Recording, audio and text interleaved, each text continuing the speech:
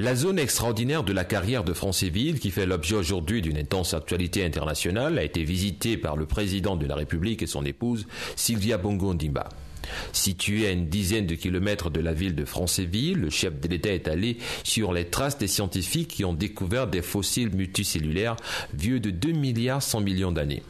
Une découverte que le chercheur Abdelrazak Al-Albani a fièrement présentée au chef de l'État. Ce qu'on retient, c'est qu'on est sur un site où on a découvert l'émergence de la vie multicellulaire.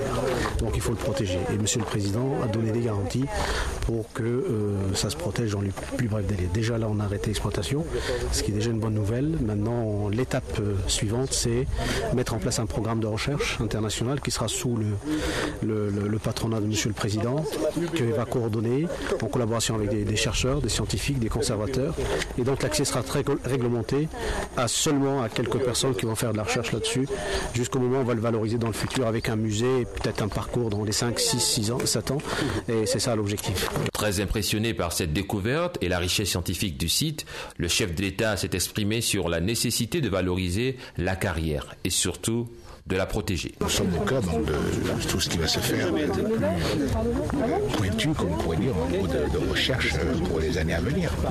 Donc pour cela, il faut que nous soyons prêts, nous, non seulement à permettre à tous les spécialistes de travailler, mais nous allons accueillir les ligues. Selon la grande communauté scientifique, le bassin de Francéville, qui est vieux de 2 milliards 100 millions d'années, est le plus daté du monde et promet de grandes surprises.